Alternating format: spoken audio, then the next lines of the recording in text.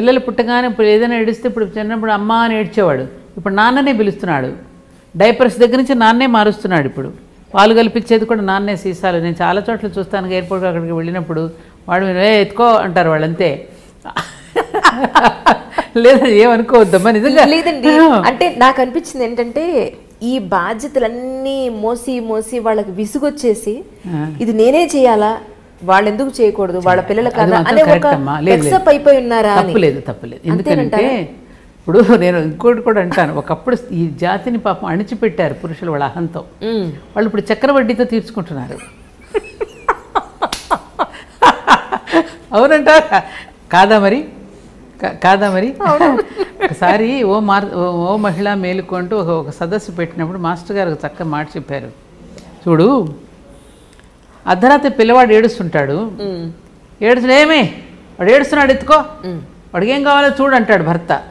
వాడు కనడంలో వీడికి బాధ్యత లేదా అని చెప్పి, చూడు ఒక ఆవులు ఎద్దులు ఉంటాయి, ఆవు గర్భం దాలుస్తుంది, బిడ్డను కంటుంది, కానీ ఏ ఎద్దు ఏంటంటే దానికి గ్రూప్ ఫోటోకి రమ్మన్నది రాదు కదా. భార్యాభర్తలు మీరేనని ఒక గ్రూప్ ఫోటోకి రమ్మంటే అది రాదు కదా. అవును. కాబట్టి అట్లా కానివాడి దానికి దేంతో సమానం? ఎత్తుకో, వాడేం కావాలి అన్నాడు కూడా వాడితో సమానమేగా, ఎద్దుతో సమానమేగా, అంతేగా. కాబట్టి బాధ్యతారాహిత్యం కాదుగా. కాబట్టి ఓ మహిళ మేలుకో, పురుషుడికి బాధ్యత నేర్పించటమే స్త్రీల యొక్క కర్తవ్యం అని చెప్పారు. ఎంత కరెక్ట్ మాట అది. కానీ ఇప్పుడు వీళ్ళది కూడా మర్చిపోయి పూర్తిగా వాళ్ళకి. ఇప్పుడు తల్లులు కూడా నేను చాలా మందిని చూస్తాను, కోడలికి కొడుకు సహాయం చేస్తూ ఉంటాడు, చేస్తున్నప్పుడు వెనక మన తల్లి అదేమిట్రా పెళ్ళాం కుంగుబట్టుకు తిరుగుతున్నావు, తప్పు కాదా అది? మరి కడగకూడదా, చేయకూడదా? మన ఇల్లు కదా. ఇప్పుడు అర్ధనారీశ్వర తత్వ చెరిసగం పంచుకున్నారుగా వాళ్ళు. కార్యాచరణ దగ్గర నుంచి ఆలోచన వరకు కూడా చెరిసగం పంచుకున్న వాళ్ళు కదా పార్వతీ పరమేశ్వర్లు ఇద్దరు. ప్రతి పనిలోనూ తానున్నాడు, ఆమె ఉండి చేసుకున్నది కదా. మరి అక్కడెందుకు నువ్వు వచ్చేసరికి కోడలు చేస్తున్న ఆ మాట చెప్పడం తప్పు కదా. కాబట్టి బాధ్యత అతనికి కూడా ఉన్నది, అది తప్పు. కాబట్టి బిడ్డలని పెంచుకోవడంలో ఇద్దరి తప్పు. కానీ ఆ మాతృత్వం కోల్పోవడం అనేటువంటిది బాధ కలిగిస్తుంది. అవన్నీ కూడా ఎందుకు వస్తున్నాయంటే ఆమెను కూడా తప్పు పట్టడానికి లేదమ్మా. మనం తినే ఆహారం మొత్తం కల్తీయే కదా. అవునండి. ఇప్పుడు తల్లి పాలు వాళ్ళు ఎంతమంది ఇవ్వగలుగుతున్నారు? అసలు తల్లికి పాలే ఉండడం లేదు కదా, ఆ పాలల్లో కూడా విషమే చేరుతోంది కదా. కాబట్టి ఈ కల్మషము, ఈ కాలుష్యం అనేటటువంటి అక్కడి నుంచే ప్రారంభమవుతుంది. ఈ ఎదుగుదల మానసికంగాను శారీరకంగా కూడా ఎదగలేకపోతున్నారంటే కారణం ఏమిటి? మనం తినే ఆహారం వల్లే మనసు ఏర్పడుతుంది. మనసు అంతా ఏర్పడేది ఆహారం వల్లే కదా. మరి ఎటువంటి ఆలోచనలు ఉంటాయి వాళ్ళకి? వాళ్ళు తినేదంతా రాక్షసాహారమే కదా మనం తినేది. ఒక వేళకు తింటున్నామా, టైంను సమయపాలన పాటిస్తున్నామా, ఒక సాత్వికమైన ఆహారం తింటున్నామా? ఏ ఆహారాలు ఎవరో ఏదో ఆలోచనలతో చేసిన వంటను మనం తింటుంటే మన ఆలోచనలు కూడా వస్తాయి కదా. అది సైన్స్ కూడా నిరూపించింది కదా. ఏ ఆలోచనలతో అయితే వంట చేసేవాడు ఆలోచిస్తూ చేస్తాడో తప్పకుండా అవి మనకు వస్తాయి. ఇది సైన్స్ ఇది. మరి అది లేదుగా ఇవాళ. అమ్మ చేసిన చేతి వంట తినడం కన్నా బజారు తిళ్ళు ఎక్కువ తింటున్నారు పిల్లలు.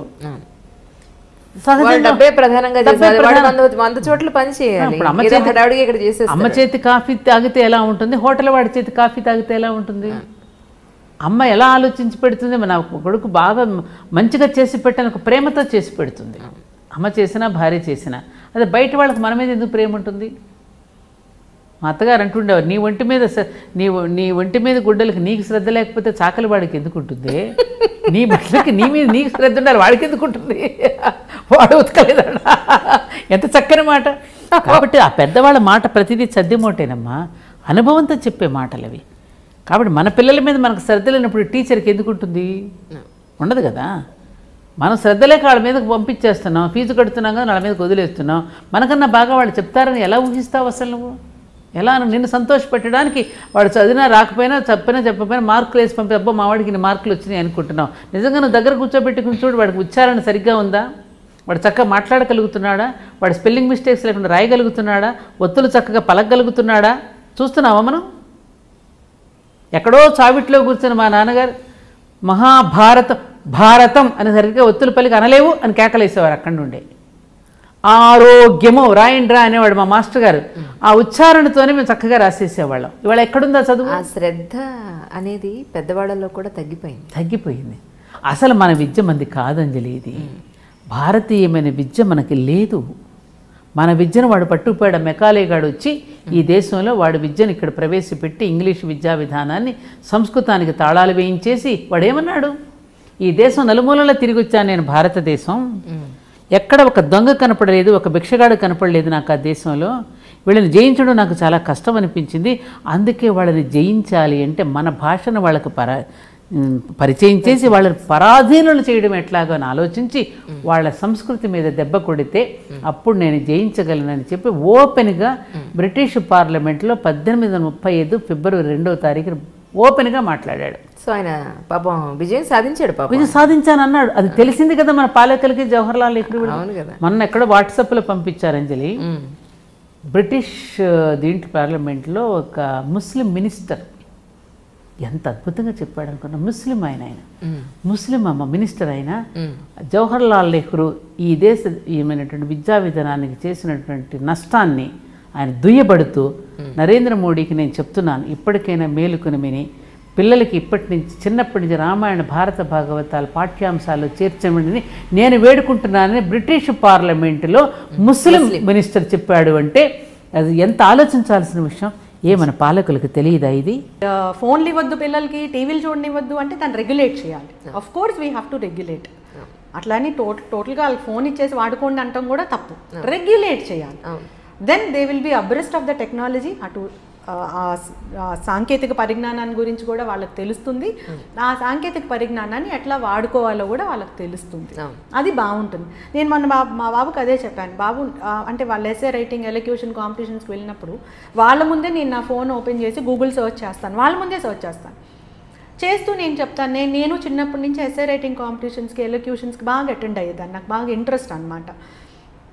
అప్పట్లో నేను విజయవాడలో చదువుకున్నాను. అట్కిన్సన్ హై స్కూల్ మాది. మా స్కూల్లో కానీ వేరే స్కూల్స్లో ఏమైనా కాంపిటీషన్స్ జరిగినా అక్కడ 2 టౌన్లో ఉన్న ఒక పెద్ద సెంట్రల్ లైబ్రరీ ఉందన్నమాట. ఇప్పటికీ ఉంది ఆ లైబ్రరీ. ఆ లైబ్రరీకి మా మామయ్య వాళ్ళని తీసుకెళ్ళమంటే పాపం వాళ్ళ సైకిల్ మీద తీసుకొని వెళ్ళేవాళ్ళు. పొద్దున్న తీసుకెళ్తే ఈవినింగ్ వరకు ఏదేదో బుక్స్ తెలియని జ్ఞానము ఆ బుక్స్ అన్నీ తీస్తే నాకు 2-3 పేజీలు ఒక నోట్ వచ్చేది. దాంట్లో మళ్ళీ నేనేదో చదువుకొని ప్రిపేర్ అయ్యి వెళ్ళేదాన్ని అనమాట. సో ఇంతమందిని డిస్టర్బ్ చేయాల్సి వచ్చేది నేను ఒక్క కాంపిటీషన్కి అటెండ్ అవ్వాలంటే. Now everyone knows YouTube. Just Google search చేస్తే లాట్ ఆఫ్ నాలెడ్జ్ వస్తుంది. సో ఆ నాలెడ్జ్ని నువ్వు ఎంతవరకు యూజ్ చేసుకుంటున్నావో చూడాలి. నేను నా పిల్లలకైతే నేను అదే చెప్తాను.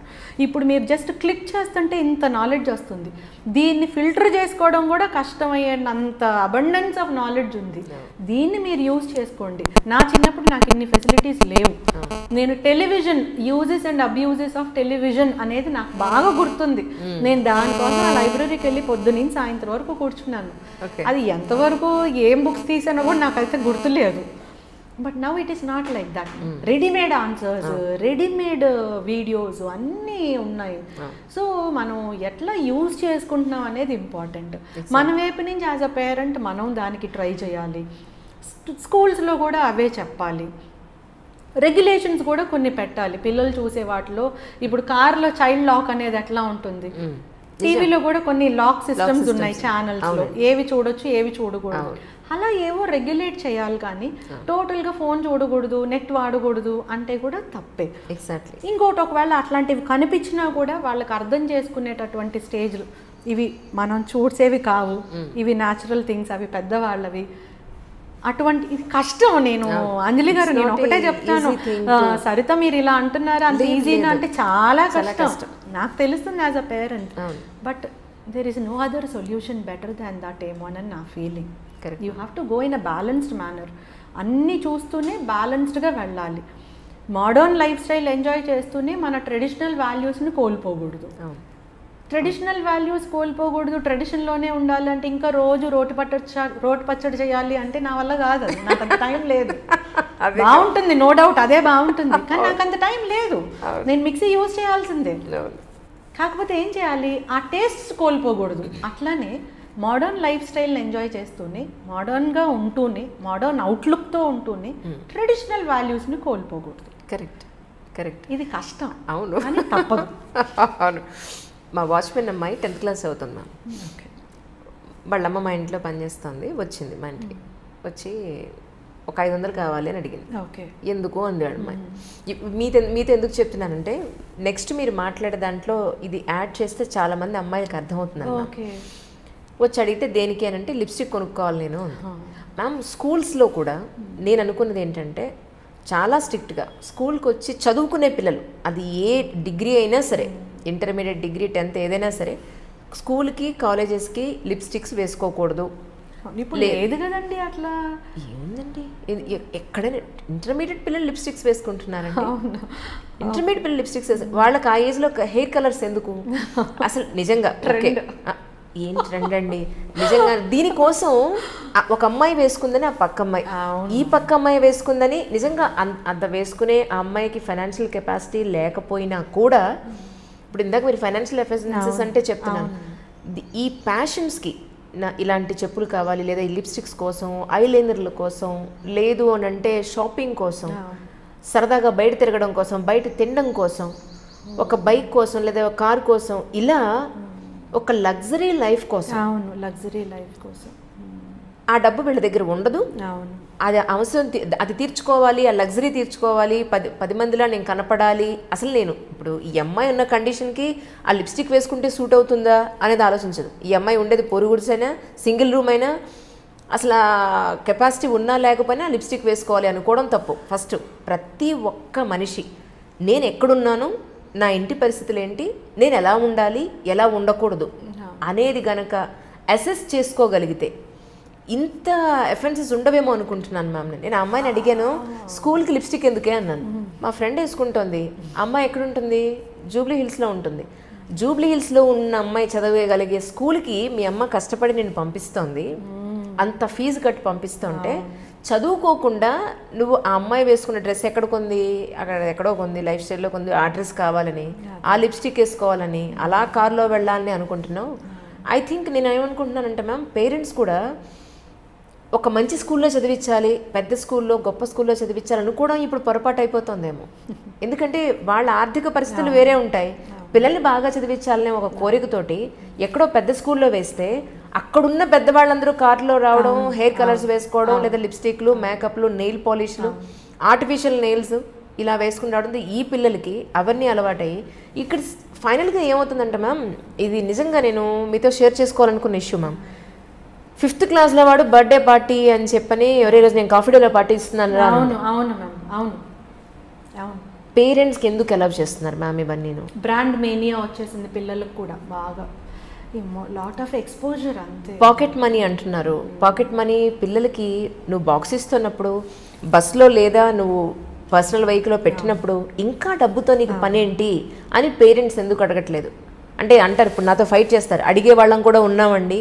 అడిగేవాళ్ళు ఉన్నప్పటికీ వాళ్ళ పిల్లలు పెట్టే ప్రెషర్కి పేరెంట్స్ తలంచుతున్నారేమో అనిపిస్తుంది మ్యామ్. అంటే ఆ పేరెంట్స్ దగ్గర వాళ్ళ వైపు నుంచి చూస్తే వాళ్ళకి తెలుస్తుంది ఆ బాధ. ఎగ్జాక్ట్లీ. నువ్వు అట్లా ఇవ్వకపోతే నేను ఇలా చేసుకుంటాను అనేటటువంటి ఇమోషనల్ బ్లాక్ మెయిల్స్ కూడా ఉన్నాయి. అందుకోసమే ఏకరూప దుస్తులు, యూనిఫామ్ అనేది వచ్చింది దాని గురించే. అవును, uniform is for that only. మనం చదువుకున్నప్పుడు ఇంజనీరింగ్ కాలేజ్కి యూనిఫామ్ లేదు, అంటే ఇంజనీరింగ్ మెడిసిన్ అప్పుడు యూనిఫామ్ లేదు. ఇప్పుడు అందరికీ యూనిఫామ్స్ వచ్చేసినాయి. మీరు చెప్పినటువంటి ఆ ఆలోచనతోటే యూనిఫామ్స్ అనేది వచ్చినాయి. ఈ నెయిల్ పాలిష్, లిప్స్టిక్ అంటే లిప్స్టిక్ వ్యతిరేకంగా మళ్ళీ ఇప్పుడు లిప్స్టిక్ వచ్చేస్తుంది. లేదు, వ్యతిరేకం అని కాదండి, నేను అనేది చదువుకునే పిల్లలకి కాస్మెటిక్ ఆ లైఫ్ స్టైల్ ఉండకూడదు అనేది మీరు అంటున్నారు. I can understand. So actually నాకు తెలిసి మరికి ఈ స్కూల్లో అట్లాంటివి లేవని అనుకుంటున్నాను. They don't allow all that అని. Then I think it is a need of the hour. People should think, even educational institution should educate like that. Exactly. ఈ లైఫ్ స్టైల్ స్టూడెంట్స్కి కరెక్ట్ కాదు. ఎగ్జాక్ట్లీ మ్యామ్, కరెక్ట్ కాదు.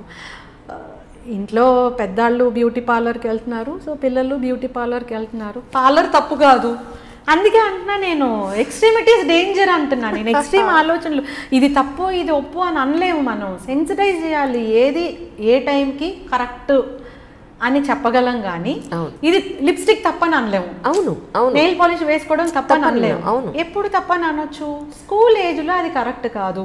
దాన్ని ఇంకా ఎట్లా చెప్పొచ్చు? మీ lips చాలా టెండర్గా ఉంటాయి కాబట్టి ఆ కాస్మెటిక్స్ మీకు కరెక్ట్ కాదు, సూట్ కాదు, పెద్ద అయిన తర్వాత సూట్ అవుతుంది, ఆ యాంగిల్లో మనం చెప్పొచ్చు. కానీ పిల్లలకి ఇది కాదు అంటే ఎవరు వినరు కూడా, వినకపోగా రివోల్ట్ అవుతారు. అవును. సో వాళ్ళ మైండ్ సెట్ కి మ్యాచ్ అయ్యేలాగే మన సెన్సిటైజేషన్ కూడా చేసుకుంటాం తప్ప ఏం లేదు. మెంటల్ గా టైర్డ్. మా స్కూల్లో అయితే మ్యామ్ చూడండి, నెయిల్స్ మాకు చిన్నప్పుడు నెయిల్స్ ఉండేవి కావు. ఎవ్రీ సాటర్డే నెయిల్స్ కట్ చేయించేవాళ్ళు. సాటర్డే ప్రేయర్ అయిపోయిన తర్వాత అందరు లైన్ కట్టి నిల్చోవాలన్నమాట. సింపుల్గా బళ్ళ మీద కార్ల మీద వెళ్ళిపోతున్నారు. ఏదైనా పచ్చడి చేయాలంటే ఈజీగా చేసేస్తాం. ఇదివరకు ఆవకాయ అంటే 10 రోజుల పని, ఇప్పుడు ఏం లేదు. రైతు బజార్ వెళ్తాం, 3-4 గంటలు ఆవకాయ ఫినిష్ చేసి డబ్బాకెత్తి పక్కన పడేస్తాం. చాలా తొందరగా అయిపోతుంది. అన్ని పనులు ఈజీగా అవుతున్నాయి. మన అమ్మమ్మల జీవితాలు ఇలా సులువుగా నడవలేదు. చాలా స్ట్రగుల్ అయ్యేవారు, చాలా శ్రమ పడేవాళ్ళు, బోల్డ్ అంతా పని చేసేవాళ్ళు, అలుపు సులుపు లేకుండా ఉండేవాళ్ళు. అలుపు లేకుండా ఉండి తర్వాత మరి నెక్స్ట్ డే నడవాలి కదా. ఈ ఒక రోజుతోటి అయిపోలేదు కదా. ఇవాళ బాగా అలసిపోయామంటే మనమైతే 2 గంటలు ఎక్స్ట్రా పడుకుంటున్నాం. పాత రోజుల్లో పడుకుందుకు అవకాశాలు కూడా ఉండేవి కాదు. మంచం ఎత్తేయాలి తెల్లారకుండానే. ఇప్పటి పరిస్థితులు కావు కదా. వాళ్ళని ఒకసారి తలుచుకుంటూ ఉంటే మన ముందు తరం వాళ్ళు ఎంత స్ట్రగుల్ అయ్యారో ఆలోచిస్తే ఇది ఈజీగా అనిపిస్తుందని నేను అనుకుంటాను. నేను మా మదర్ని బాగా తలుచుకుంటా ఆ విషయంలో, మా నాయనమ్మని కూడా. ఎలా వీళ్ళు సర్దుకున్నారు, ఎట్లా వీళ్ళు చేయగలిగారు. మా పెద్దక్కయ్యలు 3 కూడా ఎప్పుడూ నాకు ఫ్యాసినేషన్ వాళ్ళ మీదే ఉంటుంది. వీళ్ళు ఎలా చేశారు అని. పొయ్యి మీద వంట చేసుకోవటం, 20 మంది 15 మంది పిల్లలు, ఇంటి నిండా పిల్లలు, ఓ పిల్లకి జ్వరం, ఓ పిల్లకి తలనొప్పి, ఇంకో దానికి ఇంకోటి ఏమిటో, ఒకటి పడి కాలికి దెబ్బలు కొట్టుకుంటారు. ఈ ఇంతమందిని హ్యాండిల్ చేస్తూ నిజము హ్యాండిల్ చేస్తూ అసలు ఇల్లు పెద్ద పెద్ద ఇల్లు, బాత్రూములు ఎక్కడో బాత్రూములు. ఇప్పుడు బెడ్రూమ్లో ఉండేవి కాదు కదా. బెడ్రూమ్ ఏంటి అసలు ఇంటికి దగ్గర కాదు. ఇల్లు ఎక్కడో, బాత్రూమ్ ఎక్కడో బాత్రూమ్. ఎంత అవస్థగా ఉండేదో, ఎంత కష్టపడేవాళ్ళు. వాళ్ళు ఎలా చేయగలిగారు. ఎప్పుడు చూసినా నవనవలాడుతూ పక్కపక్కలాడుతూ బాగానే ఉండేవాళ్ళు, రకరకాల పనులు చేసుకుంటూ. నేను వాళ్ళని ఎప్పుడూ తలుచుకుంటాను. నేను వాళ్ళతో పోలిస్తే 100 పని చేయట్లేదు అనిపిస్తుంది ఇప్పుడు. వాళ్ళు అలా పోల్చుకుంటే కనుక మీకు సహనం ఆటోమేటిక్గా వస్తుంది. First of all self pity పోగొట్టుకోవాలి. ఇప్పుడు ఆడపిల్లలకి పెద్ద జబ్బు అదే. అవునండి, చాలా పెద్ద జబ్బు. నేను ఎంత కష్టపడుతున్నానో అన్న వాక్యం మర్చిపోతే ఏముండదు, ఈజీగా ఉంటుంది. మీరు ఆలోచించి చూడండి ఒకసారి. మీరు చెప్తుంటే నేను ఊహిస్తున్నాను. యాక్చువల్లీ మీరు చెప్పిన దాంట్లో నేను కూడా ఉన్నాను. ఇంత చేస్తాను, వీళ్ళెవరికి బుద్ధి జ్ఞానం లేదు, ఒకళ్ళు చేసి చావట్లేదనే ఒక ఫీలింగ్లోనే మొదట్లో ఉద్యోగాలు తీసుకునే కొత్తలో జాబ్ సరదాగా మొదలు పెడతారు. చదువుకున్నాం, ట్రై చేసాం, జాబ్ వచ్చింది. తర్వాత దాని నుంచి మనం బోలంత రెవెన్యూ సాధిస్తాం, అందరికీ ఉపయోగపడుతూ ఉంటుంది. ఇప్పుడు మనకి పని బాగా చేసేస్తాం ఖాళీగా ఉండేసరికి. అందులో కొంచెం ముందుకెళ్తాం, ఉద్యోగంలో ముందుకెళ్తాం. మనకు ఒక చిన్న సాటిస్ఫాక్షన్, లోపల ఒక ఈగో సాటిస్ఫై అవుతూ ఉంటుంది. కొన్నాళ్ళు పోయాక ఈ పని చేయలేను, నా వల్ల కాదు అని ఆఫీస్లో చెప్పడానికి కూడా మనకు ప్రాణం ఒప్పదు. ఎందుకంటే లోపల ఒక ఈగోని, ఆత్మారాముడిని సంతృప్తిపరచాలి కదా. ఆత్మారాముడు అంటే ఆకలే కాదు, మన ఆత్మకి మనం అలవాటు చేసినటువంటి సంతోషం, దాంట్లో నుంచి బయటపడాలని ఉండదు మనకి. ఈ కొన్నాళ్ళు పోయిన తర్వాత ఆత్మారాముడికి అయ్యో పాపం అనిపించడం మొదలు పెడుతుంది. నిజంగానే అవును, అంతే. ఇప్పుడు ఒక 8-10 ఏళ్ల జాబ్ తర్వాత మీకు ఎన్ని బర్డెన్స్ వచ్చినా, ఎన్ని ఇబ్బందులు వచ్చినా మీకు ఉద్యోగం మాందామని ఉండదు. మొదటిది ఆ వస్తున్న డబ్బు, దానివల్ల ఉన్న ఉపయోగాలు అవి పెద్దగా కనపడతాయి. వీటన్నిటినీ మించిన అద్భుతమైన విషయం ఏంటంటే సాటిస్ఫాక్షన్. దేన్ని సాటిస్ఫై చేస్తున్నాము మనం? ఈగోని, ఆత్మ తృప్తి. దాన్ని పోగొట్టుకుందామని ఉండదు. అందుకని చేయలేకపోతాము. అప్పుడు మన మీద మనం ఆత్మారాముడికి జాలేస్తుంది అనమాట మన మీద. ఈ జాలేసేసరికి ఏమవుతుంది, మనం సెల్ఫ్ పిటీకి లోనయ్యి అవతల వాళ్ళని ఇబ్బంది పెడుతూ ఉంటాం. మీరు ప్రతి వాళ్ళు, ఇది వింటున్న ప్రతి వాళ్ళు, నా సెల్ఫ్ పిటీ తోటి నేను ఎవరెవరిని ఇబ్బంది పెడుతున్నాను అని కనుక ఆలోచించి లిస్ట్ రాస్తే మీరు ఊహించలేనంత పెద్ద లిస్ట్ వస్తుంది. చాలా పెద్దది ఆ లిస్టు. నేను కష్టపడుతున్నాను అని మొదట మన అమ్మల నాన్నల దగ్గర నుంచి అందరినీ ఇబ్బంది పెడతాం. మనకు తెలియకుండానే హర్ట్ చేస్తాం. దానికి లోన్ అవుతున్నది మనము. సెల్ఫ్ పిటీకి లోన్ అయ్యేది మనమైతే దానివల్ల సఫర్ అయ్యేది మిగిలిన వాళ్ళు అవుతారు. మొట్టమొదట తీసేయాలి. ప్రతి ఉద్యోగస్తులైన వాళ్ళు, ప్రతి ఆడవాళ్ళు, నేను ఇంట్లో ఎంతో కష్టపడుతున్నాను అనే డైలాగ్ని మర్చిపోవాలి. ఎవడి వంతు పని వాడు చేసుకుంటూ జీవితాన్ని ముందుకు తీసుకెళ్ళాలి. మీరు ఎట్లా అనుకుంటే చెట్లు చేమలు కూడా సెల్ఫ్ పిటీతోటి బాధపడాలి. వాటికి మనకి పెద్ద తేడా ఏం లేదు. వాటి పని అవి చేస్తున్నాయి, మన పని మనం చేస్తున్నాం. ఇలా కనుక అనుకుంటే మీకు సెల్ఫ్ పిటీ రాదు, మీరు ఇంకా ముందుకెళ్ళగలుగుతారు. మీ ఉద్యోగ జీవితంలోనూ మామూలు దైనందిన జీవితంలో కూడా మీరు చాలా సాధించగలుగుతారు. ఎక్కువ మందికి ఆదర్శంగా కూడా ఉండగలుగుతారు. సెల్ఫ్ పీటీ పడద్దు. నిజం. తర్వాత రమ్మగారు, పేర్లు చెప్పకూడదు. ఒక సమస్య ఏంటంటే ఒక ఫోను ఒక ఇద్దరి దంపతుల జీవితాలని ఎలా నాశనం చేసింది అనేది. ఈరోజు హస్బెండ్ అతని ఫోన్కి అతని పాస్వర్డ్ పెట్టుకుంటున్నాడు, వైఫ్ ఈవిడ ఫోన్కి ఈవిడ పాస్వర్డ్ పెట్టుకుంటుంది. నేను అడిగింది ఏంటి అంటే వాళ్ళని, మీకు ఏ రహస్యాలు లేనప్పుడు మీ ఫ్యామిలీ అంటే మీ హస్బెండ్ దగ్గర మీ వైఫ్ దగ్గర మీరు ఎందుకంత రహస్యంగా ఉండడం? మీరు ఏ మిస్టేక్ చేయనప్పుడు పాస్వర్డ్లు ఎందుకు? ఆవిడ గురించి మీకు మొత్తం తెలిసి మీ గురించి ఆవిడికి మొత్తం తెలిసినప్పుడు పాస్వర్డ్లు ఎందుకు అని అన్నాను. లేదు లేదు మాకుండే సమస్యలేవో మాకుంటాయన్నారు. అలాంటప్పుడు నిజంగా ఒక అమ్మాయి ఇల్లు దాటి 4 గోడలు దాటి గడప దాటి బయట ఉద్యోగానికి పెడుతుంది అంటే ఎన్నో రకాలైన హెరాస్మెంట్స్ని మోగగా భరిస్తూ చేస్తూ ఉంటుంది. ఇది నిజం. అది తల్లికి చెప్పుకోలేకపోవచ్చు, హస్బెండ్కి చెప్పుకోలేకపోవచ్చు కూడా. కొన్ని భరించి ఒక్కొక్కసారి భరించి రివర్స్ అయ్యి లేదా చాలా జరుగుతూ ఉంటాయి బయట. ఇవన్నీ కూడా ఇంటి వరకు రావు, ఆ అమ్మాయి మనసులోనే ఉండిపోతాయి. ఇలాంటి ఇష్యూస్ ఏమన్నా బయటపడతాయేమో అని అమ్మాయి ఏమన్నా కొంత సంకోచించచ్చేమో, కానీ అబ్బాయిల విషయాల్లో ఎస్పెషల్లీ హస్బెండ్స్ తండ్రుల విషయాల్లో అంత సీక్రెసీ మెయింటైన్ చేసేది ఏముంటుంది? ఇలా చేయడం కరెక్టా? ఒక ఫోన్ ఇద్దరి జీవితాలు నాశనం చేస్తోంది అంజలి, ఈ విషయంలో ఎలా చేస్తే బాగుంటుంది అని అడగమన్నారు.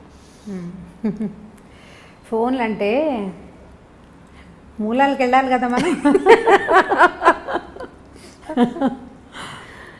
ఇది ఇప్పుడు ఇదివరకటి ఇంత అవకాశాలు లేవు కదా అంజలి. ఇప్పుడు వర్క్ చేస్తారు, వర్క్ ప్లేస్లో రకరకాల స్నేహాలు ఉంటాయి. ఇళ్లల్లో కంటే ఆఫీసుల్లో హెచ్చుగా స్పెండ్ చేస్తున్నారు ఆడ కానీ మగ కానీ. ఇంటికి వచ్చాక ఏం చేస్తాము, రాత్రి 9కి ఇల్లు చేరితే ఏదో తిండి తింటారు, ఒక అరగంట 2 గంట ఏదైనా అప్పుడు కూడా ఫోన్లో ల్యాప్టాప్లో తెరిచి ఏదో ఆఫీస్ పనో ఇంకోటో చేస్తారు, పడుకుంటారు. తెల్లారులు వచ్చేసరికల్లా ఎవరి పరుగు వాళ్ళదే. ఇప్పుడు సంసార జీవితాలు అతి చిన్నవిగాను, ఉద్యోగ జీవితాలు అతి పెద్దవిగాను ఉన్నాయి. వీళ్ళకి రకరకాల స్నేహాలు, రకరకాల ప్రలోభాలు, రకరకాల ఆకర్షణలు. ఇప్పుడు ప్రతివాడు అందులోంచి బయటపడి దాన్ని దగ్గరికి రానివ్వకుండా చేసి కంట్రోల్ చేసుకోగలిగే అవకాశం అందరికీ ఉండదు. ఎవడి ప్రలోభం వాడిది. ఇప్పుడు వీక్ మూమెంట్స్ అనేవి ఇదివరకు పాత రోజులైతే జీవితానికి 1-2 ఉండేవి. ఇప్పుడు ఎవ్రీడే ఒక వీక్ మూమెంట్ ఉంటుంది, ప్రతిరోజు ఏదో ఒక వీక్ మూమెంట్ ఉంటుంది. ఎందుకంటే వీడిని పట్టి లాగేవి, వెనకాల పట్టుకోగలిగే బంధాలు కొంచెం తక్కువ అవుతున్నాయని అనిపిస్తుంది. మానసికంగా లేవు. మానసికమైన బంధాలు దృఢత్వం లేకపోవటం వల్ల వీళ్ళు ప్రలోభపడడానికి హెచ్చుగా అవకాశం కనిపిస్తోంది ఇప్పుడు ఆడవాళ్ళు మగవాళ్ళు కూడా. ఇందులో మగవాళ్ళు ఇలా చేస్తున్నారు, ఆడవాళ్ళు చేయటం లేదని మీరు అనుకోకండి. నేను ఫెమినిజంకి నేను బాగా వ్యతిరేకిని. ఎందుకంటే ఇప్పుడు ఆడవాళ్ళు ఏం చేయట్లేదు, ప్రతిసారి ఆడవాళ్లే విక్టిమ్స్గా లేరు, ఏం లేరు. మనం పేపర్ తెరిస్తే ఇప్పుడు వాళ్ళు దుర్మార్గులుగానే కనిపిస్తున్నారు, వీళ్ళు దుర్మార్గులుగానే కనిపిస్తున్నారు. సొంత పిల్లల్ని చంపేస్తున్న వాళ్ళు, పావుల్లాగా పెట్టిన గుడ్లని మింగేసేవాళ్ళు ఎంతమంది ఉన్నారు. మంచి అటు ఇటు కూడా ఉంది, చెడు కూడా ఉంది. ఇదివరకు కొద్దిగా తక్కువ ఉండేది పాత రోజుల్లో, ఇప్పుడు విశృంఖలత పెరిగింది. పిల్లలే కాదు పెద్దవాళ్ళు కూడా దీనికి ఏమి అతీతులు కాదు. ఇప్పుడు ఇలాంటివి మీరు చెప్పినట్టు ఫోన్ కనుక వీరి మధ్యలో ఉంటే ఈ బంధాన్ని బలపరచుకోవడానికి మనం ఏదైనా ట్రై చేయాలి. ఇప్పుడు గొడవ వచ్చింది ఏదో ఫోన్ వల్లే అనుకుందాము, సెపరేషన్కి దారి తీస్తుంది ఇది. అవును, ఫోన్ని సెపరేట్ అవుతావు, తర్వాత ఏం చేస్తావు? ఈ ప్రలోభం లేని మనుషులు ఉన్నారా ఇప్పుడు లోకంలో? లేరు కదా. సో దీన్ని తెలుసుకుని వదిలిపెట్టేయండి, దాన్ని వదిలించడానికి ప్రయత్నం చేయండి, మాట్లాడుకోండి. మాట్లాడాల్సిందే తప్పిస్తే రెండో దారి లేదు. ఇప్పుడు దీనికి ఎన్ని రకాల కారణాలు ఉంటాయో, వీళ్ళిద్దరికీ ఫ్రెండ్షిప్ సరైనది లేకపోవటం, వైఫ్ అండ్ హస్బెండ్కి సరైన సెన్సిటివిటీ, సాన్నిహిత్యం లేకపోవటం. ఫ్రెండ్షిప్ ఉండటం వేరు, సాన్నిహిత్యం ఉండటం వేరు కదా. భార్యాభర్త ఓన్లీ ఫ్రెండ్స్గా ఉండరు, సన్నిహితంగా ఉంటేనే మన మధ్య బంధం బలపడేందుకు అవకాశం ఉంటుంది. ఇప్పుడు ఇది కూడా తక్కువగా ఉంది. మధ్యలో పిల్లలు, లేకపోతే ఉద్యోగాలు, అది కూడా కాకపోతే ఈగోస్ రకరకాలు, వాళ్ళకో రకం వీళ్ళకో రకం. ఇద్దరు ఒకే ప్రొఫెషన్లో ఉంటే ఓ రకము, చెరుకో ప్రొఫెషన్లో ఉంటే ఇంకో రకము. సంపాదనల్లో హెచ్చుతగ్గులు, తారతమ్యాలు. వాటి వల్ల ఏమవుతుంది, మనం మనుషులము కలిసి ఉండటానికి పెళ్లి చేసుకున్నాము, కలిసి ముందుకెళ్దాము అనే అవగాహన ఉండటం లేదు ఆడమగకి కూడా. ఎంతసేపు నేను అనేదానికి పెద్ద పీట వేస్తున్నాం. పాత రోజుల్లో కుటుంబం అంటే మేము మా వాళ్ళు అనేవాళ్ళం కదా, ఒక గుంపు, చిన్న చిన్న గుంపులుగా ఉండేవాళ్ళం. ఈ గుంపు మనము అనేది ఉండేది. క్రమంగా నేను, నా భార్య, నా పిల్లలు వచ్చింది. పెద్ద గుంపు నుంచి చిన్న చిన్న గుంపులు విడిపోయాం మనం. ఓ భర్త, భార్య, భర్త, ఓ 10 మంది పిల్లలు అనుకోండి. ఈ 10 మంది పిల్లల్లో మళ్ళీ సెపరేషన్ వచ్చింది. ఒక భార్య, ఓ భర్త, 1 or 2 పిల్లలు, నేను, నా పెళ్ళాము, నా పిల్లలు. ఇప్పుడు ఇది కూడా పోయి నేను అనేది వచ్చేసింది. నేను ఒక్కడనే కాను, నాతో పాటు ఓ భార్య ఉంది, ఓ 2 పిల్లలు ఉన్నారు. మేమిద్దరం కొట్టుకుంటే వీళ్ళ మీద ఎటువంటి ఇది వస్తుంది అనేది మగ కానీ ఆడ కానీ ఖచ్చితంగా మనం ఆలోచించాలి. పోనీ నువ్వు ఏదో ప్రలోభపడ్డావు, నీకేదో స్నేహాలు ఉన్నాయి, ఏవో ఆకర్షణలు ఉన్నాయి, వీటి వల్ల సంసార జీవితం ఇబ్బందుల్లో పడితే పిల్లలతో పాటు మన పేరెంట్స్, ఆ అమ్మాయి పేరెంట్స్ వీళ్ళు కూడా ఇబ్బంది పడతారు అనే ఆలోచనలు కొంచెం తక్కువగా ఉంటున్నాయి. ప్రధానమైనది ఏంటంటే నేను అనే దానికి పెద్దపీట వేయటం మనం మానేయాలి. ఎవరైనా సరే కొద్దిగా సెల్ఫ్ తగ్గించుకోవాలి. ఒకవేళ అవతల వాళ్ళలో చిన్న తప్పు మనం కనిపెట్టామనుకుందాం, మీరు క్షమిస్తారా అని నన్ను అడగండి. కొంత క్షమించాలి. కొంత క్షమాగుణం కనుక మనం అలవర్చుకుంటే ఏదో చిన్న పొన్న తప్పుని లెట్ గో చేయటం నేర్చుకోండి. ఒక చిన్న తప్పు దీన్ని రిపీట్ చేయొద్దు. మరి ఇప్పుడు మన పిల్లాడు అనుకోండి, మన కొడుకు లేదా మన కూతురు ఏదో పొరపాటు చేస్తారు, ఓ 2 చెంపకాయలు కొట్టి ఏదో తిట్టి ఒక పూట మనం కూడా అన్నం తింటాం మానేసి యథాశక్తి ఏడ్చి ఏం చేస్తాం, పిల్లని వెళ్ళిపో మా ఇంట్లో నుంచి అంటామా? అనం కదా, సర్దు కూరుకుంటాం. దాన్ని బ్రెయిన్లో ఒక పక్కన ఎక్కడో చుక్కలాగా పెట్టుకుంటాం, దాన్ని దాచిపెడతాం. నలుగురు ముందు మా అబ్బాయి ఇలా చేశాడని చెప్తారా మీరు? చెప్పరు, దాచిపెడతారు. మీరు అలాంటి క్షమాగుణం ఆడ మగ అలవర్చుకుంటే కనుక కొంచెం పర్వాలేదేమో అని అనిపిస్తుంది. నీకు తెలిస్తే చాలా ఆగట్లేదు, ఉద్వేగం కష్టంగా ఉంది లోపల, వీడు నన్ను చీట్ చేశాడు లేదా ఇది నన్ను చీట్ చేసిందని మీకు అనిపిస్తోంది కష్టం కడుపులో. దాన్ని ఎవరితోటైనా క్లోజ్ ఫ్రెండ్స్ తోటి, ఆ ఫ్రెండ్షిప్ ఎలా ఉండాలి, నూతులోకి రాయి వేస్తే రాయి నిదానంగా వెళ్ళిపోతుంది అడుగుకి, అలా కూడా రాదు పైకి. అలాంటి స్నేహం ఎవరితోటి ఉందో వాళ్ళతోటి షేర్ చేసుకోండి. ఎంత కష్టమో ఈరోజు అలాంటి స్నేహం, చాలా కష్టం, చాలా కష్టం. మనం ఒక మాట చెప్తే దానికి చిలవలు పలవలు చేసేసి దానికి మసాలా యాడ్ చేసి మళ్ళీ ఎక్కడెక్కడి నుంచో మళ్ళీ తిరిగి మనకే వస్తుంది. అవును, మనం చెప్పిన ఒక సెంటెన్స్ 100 రకాల సెంటెన్సులుగా మన దగ్గరకు వస్తుంది. అవును, దీనికి ప్రయత్నం చేసి చూడండి. ఒకసారి లెట్ గో చేయటం వల్ల, క్షమించటం వల్ల మీకు లైఫ్ ఈజీ అవుతుంది. ఈ సమస్యలు వస్తున్నాయి, ఉన్నాయి, ఇంటింటా ఉన్నాయి. ఏదో 10 ఇళ్ళకి ఒకటి కాకుండా ఆల్టర్నేట్ ఇళ్లలో కూడా కనిపిస్తుంది. ఎవరిని కదిపినా ప్రతిసారి ఇవి ఉంటూనే ఉంటాయి. కొన్ని సంసారాలు అవి ఉన్నా కూడా వాళ్ళు సజావుగా పోతున్నారంటే మనకేమనిపిస్తుంది అంటే లేటెస్ట్ భావజాలంతో, అంటే ఈ తరపు భావజాలానికి నేనైతే ఇలా చేయను, వాడు నన్ను మోసం చేస్తే వాడిని తీసి అవతల పారేయాలి. ఎంతమందిని తీసి పారేయగలం మనం కదా? ఈ ఆలోచన ధోరణి కనుక మార్చుకుంటే ఇంత పెద్ద ఇబ్బంది ఉండదేమో అని అనిపిస్తుంది. సమస్యలు ఖచ్చితంగా వస్తాయి సంసారంలో. అది ఎవరి ద్వారా అయినా, ఎవరి వల్ల అయినా కావచ్చు. అది మరీ పెద్దది అనుకోండి, క్షమించేసి తలోగ్యం ఉండమని నేను చెప్పను, కానీ చిన్న వాటిని వదిలేయచ్చు. పిల్లల్లో చిన్న చిన్న తప్పులు మనం క్షమిస్తాం కదా, అట్లా పార్ట్నర్లో తప్పులు కూడా మనం క్షమించగలిగితే కొద్దిగా చూసి చూడనట్టు ఊరుకుంటే, మాట్లాడకుండా చూసి చూడనట్టు ఊరుకున్నామంటే వాళ్ళు రెచ్చిపోయే అవకాశం ఉంది. మొదటే మాట్లాడుకుని అది మనం సర్దుకుని చూద్దాం కొంతకాలం పాటు. అప్పుడు కూడా ఏమీ సర్దుబాటు అవ్వలేదనుకోండి, అప్పటి సంగతి అప్పుడు చూడొచ్చు. ముందు కొన్ని రోజులు నడుస్తాయి, ఈ లోపల మన పిల్లలు కొంచెం పెరుగుతూ ఉంటారు. పిల్లల వల్ల కూడా కొంత మార్పు రావడానికి అవకాశం ఉంటుంది. కానీ దీనికి ఇదే మార్గం, ఇంకా రెండో మార్గం లేదు, ఇంకేం చేయలేం మనం. దీన్ని స్క్రూటినీ చేయటం వల్ల మనకు వచ్చే ఉపయోగం ఏమీ ఉండదని నేను ప్రగాఢంగా విశ్వసిస్తాను. ఈ విషయాన్ని ప్రధానంగా కడుపులో దాచుకోలేకపోతాం, కష్టంగా ఉంటుంది. దాన్ని షేర్ చేయటమే. లేదా మనకు ఒక పాత మెథడ్ ఉందండి, ఒక మంచి పలక బలపం కొనుక్కోండి, చక్కటిది, బాగా రాయాలి అది. అప్పుడు చక్క పలక మీద మీకు తెలుగు వస్తే తెలుగులో మీకు నోటికి వచ్చినన్ని తిట్లు రాసుకోండి, తర్వాత పలక చెరిపేయండి. మీరు ఎలా మోసపోయారో కూడా దాని మీద రాయండి. ఒకసారి రాస్తే కచ్చి తీరలేదు అనుకోండి, 2-3 సార్లు రాయండి. తర్వాత మీకు రాయటం పట్ల విసుగొస్తుంది. మొదట రాసిన సెంటెన్స్లు తర్వాత మీరు రాయలేకపోతారు. మెల్లిగా లోపలున్న కచ్చ తగ్గిపోతుంది. నాకు ప్రాక్టికల్గా తెలిసేది. మా ఇంట్లో 2-3 పలకలు ఉన్నాయి. So nice. పేపర్ మీద రాస్తే ఉండిపోతుంది, పలకైతే చెరిపేయచ్చు. పలకలకి ఇప్పుడు బాగా డిమాండ్ రావాలి. పలకలు మీరు బోర్డు మీద రాయాలనుకోండి, ఎక్కడో నిలబడి రాయాలి. పలకేంది, బాత్రూంలో కమ్మోడు మీద కూర్చొని కూడా రాసేసుకోవచ్చు ధారాళంగా. మీకు ఎంత కోపం ఉందో అంత కోపాన్ని ఒకసారి రాయండి. రెండోసారి అవే వాక్యాలు మీరు ఖచ్చితంగా రాయలేకపోతారు, రాయలేరు. నోటుతో చెప్పామనుకోండి మాటలు పెరిగిపోతాయి అంజలి.